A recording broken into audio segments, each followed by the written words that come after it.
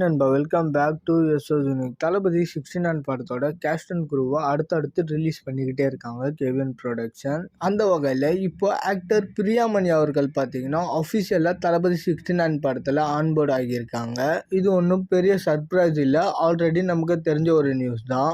அதாவது தளபதி 69 படத்தோட caste reveal announcement வீடியோலேயே பார்த்தீங்கன்னா பிரியாமணி அவர்களோட ஷேடோவும் இருந்துச்சு.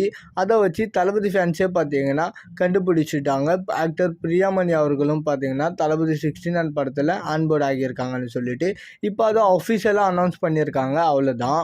அண்ட் ஆக்டர் பிரியாமணி அவர்களோட நடிப்பை பற்றி சொல்லவே தேவையில்ல, ஏன்னா நம்ம எல்லாருக்குமே தெரிஞ்சிருக்கும். பருத்தி வீரன் படத்தில் பார்த்தீங்கன்னா அவங்களோட நடிப்பில் எல்லாத்தையுமே மயக்கியிருப்பாங்க, அந்த அளவுக்கு நடிச்சிருப்பாங்க. பருத்தி வீரனுக்கு அப்புறம் தமிழில் பெருசாக எந்த ஒரு படமும் பண்ணலை. இப்போ தளபதி 69 படத்தில் தான் பார்த்தீங்கன்னா நடிக்க போகிறாங்க. இந்த தளபதி 69 பிரியாமணி அவர்களுக்கு ஒரு கம்பேக் படமாக இருக்குதான்னு சொல்லிட்டு வெயிட் பண்ணி பார்க்கலாம். அண்ட் இன்னொரு பக்கம் நம்ம யாருமே எதிர்பார்க்காத ஒரு கேஸ்டிங்கை பார்த்தீங்கன்னா தளபதி 69 படத்தில் ஆன்போர்ட் ஆகியிருக்காரு. அதாவது ஆக்டர் நரேன் அவர்கள் பார்த்தீங்கன்னா தளபதி 69 படத்தில் ஆன்போர்ட் ஆகியிருக்காருன்னு சொல்லிட்டு அஃபிஷியலாக அனௌன்ஸ் பண்ணியிருக்காங்க. இதை சத்தியமாக நம்ம யாருமே பார்த்தீங்கன்னா எதிர்பார்த்துருக்க மாட்டோம். ஆக்டர் நரேன் அவர்களும் பார்த்தீங்கன்னா ஒரு மிகப்பெரிய டேலண்டட் ஆக்டர். அவரை பற்றியும் நம்ம எதுவும் சொல்ல தேவையில்ல, அவரும் பார்த்தீங்கன்னா நடிப்பில் பின்னி பெடல் எடுத்துருவார்.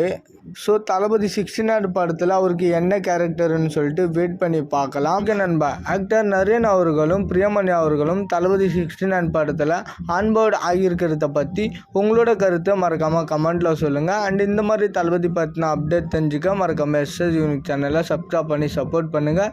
இதோட வீடியோ முடிச்சுக்கிறேன். ஓகே, பாய்.